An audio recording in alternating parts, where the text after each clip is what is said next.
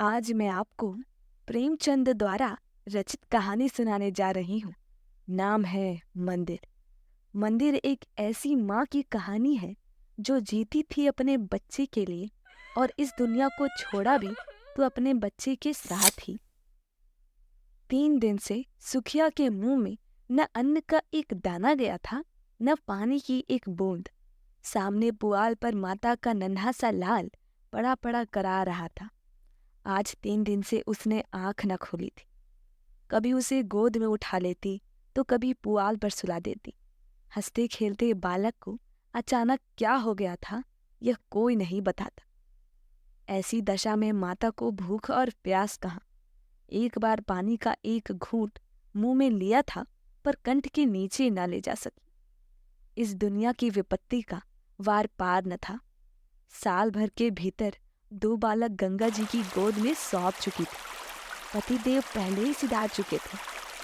अब उस अभागिन के जीवन का आधार, अवलंब जो कुछ था, यही बालक था।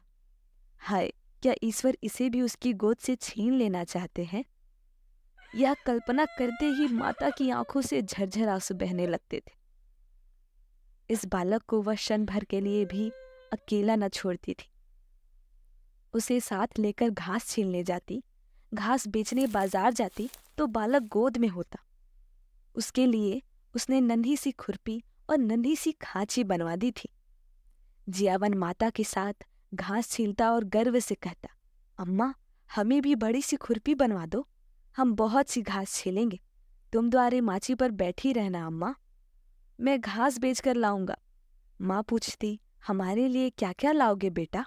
जियावन लाल लाल साड़ियों का वादा करता। अपने लिए बहुत सा गुड़ लाना चाहता था। वे ही भोली भाली बातें इस समय याद आ आकर माता के हृदय को सूल के समान भेद रही थी। जो बालक को देखता यही कहता कि किसी की ढीठ लगी है। किसकी ढीठ लगी है? इस विधवा का भी इस संसार में कोई बैर है?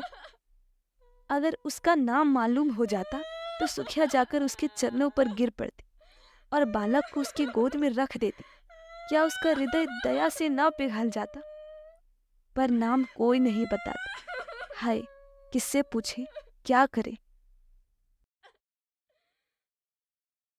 3 पहर रात बीत चुकी थी। सुखिया का चिंता व्यथित चंचल मन कोठे कोठे दौड़ रहा था।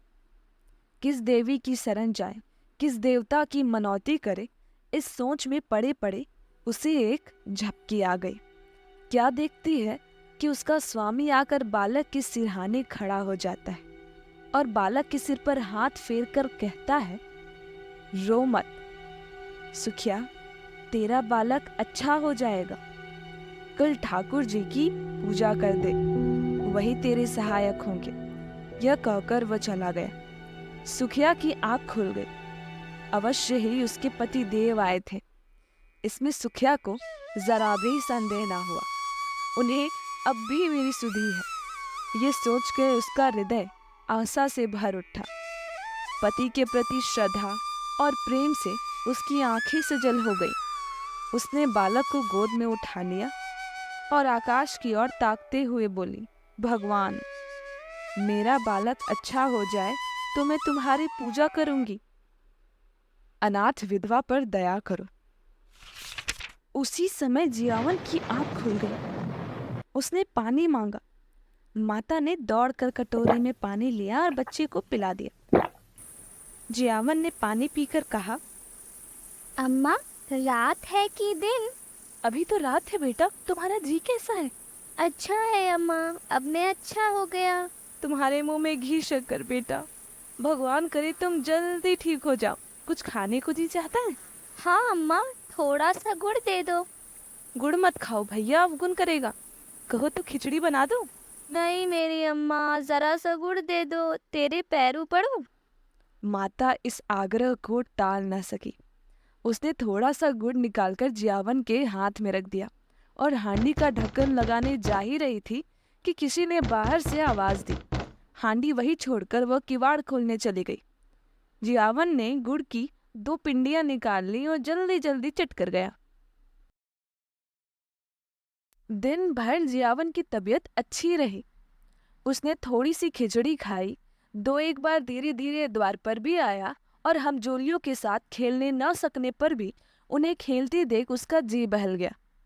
सुखिया ने समझा बच्चा अच्छा हो गया। दो एक दिन में जब पैसे हाथ में आ जाएंगे तो वो एक दिन ठाकुर जी की पूजा करने चली जाएगी। जाड़े के दिन झाड़ू बहारू, नहाने धोने और खाने पीने में कट गए। मगर जब संध्या समय फिर जियावन का जी भारी हो गया तब सुखिया घबरा उठी। तुरंत मन में शंका उत्पन्न हुई कि पूजा में विलंब करने से ही बालक फिर मुरझा गया है। अभी थोड़ा सा दिन बाकी था। बच्चे को लेटाकर वो पूजा का सामान तैयार करने लगी। फूल तो जमींदार के बगीचे में मिल गए, तुलसी दल द्वार पर ही था, पर ठाकुर जी के भोग के लिए कुछ मिठाइयाँ तो चाहिए, नहीं तो गांव वालों को बांटेगी क्या। चढ़ाने के लिए कम से कम एक आना तो चाहिए। सारा गांव छानाई, कहीं पैसे उधार न मिले।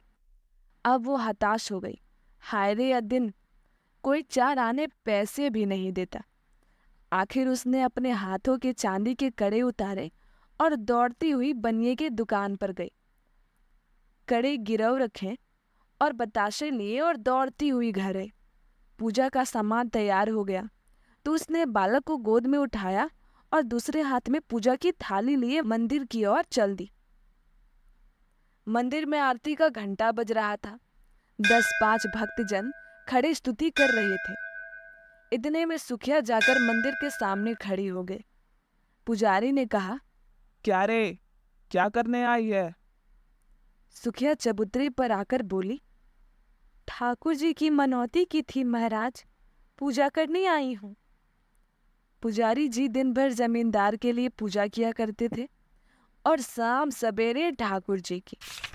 रात को मंदिर ही में सोते थे, मंदिर ही में अपना भोजन भी बनाते थे, जिससे ठाकुरदारी की सारी अस्तकारी काली पड़ गई थी।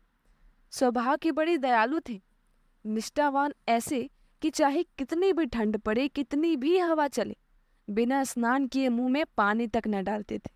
अगर इस पर भी उनके हाथों और पैरों में मैल की मोटी तह जमी हुई थी तो इसमें उनका कोई दोष न था।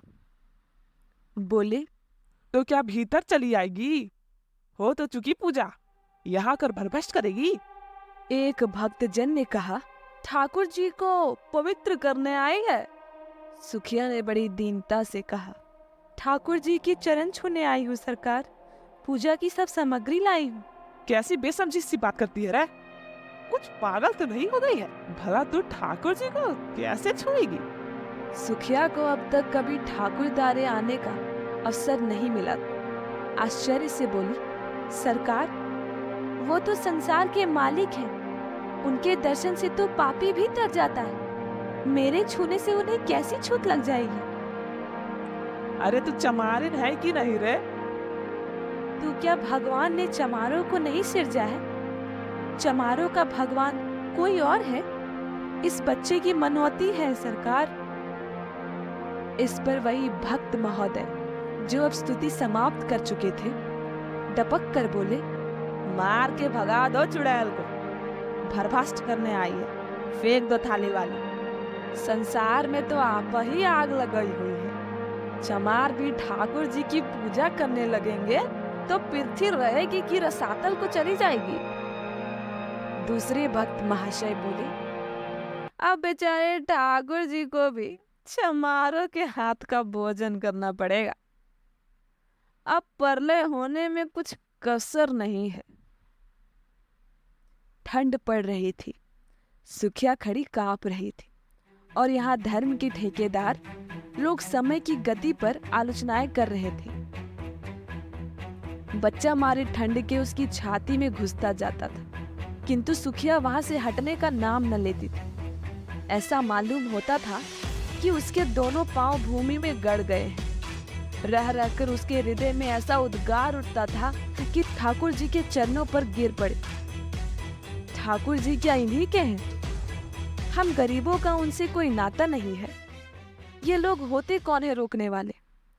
पर यह भय होता था कि इन लोगों ने कहीं सचमुच थाली वाली फेंक दी तो क्या करूंगी। दिल में ऐंठ के रह जाती थी। सहसा उसे एक बात सूझी।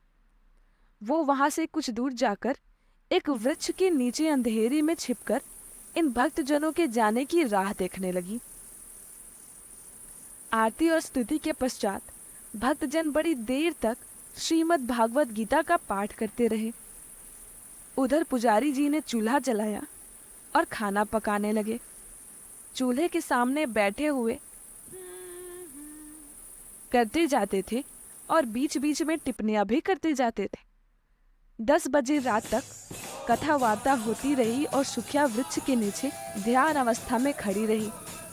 सारे भक्त लोगों ने एक एक करके घर की राह ली। पुजारी जी अकेले रह गए। अब सुखिया आकर मंदिर के बरामदे के सामने खड़ी हो गई, जहाँ पुजारी जी आसन जमाए मधुर संगीत सुनने में मग्न थे। पुजारी जी ने आहट पाकर गर्दन उठाया तो सुखिया को खड़ी देखा।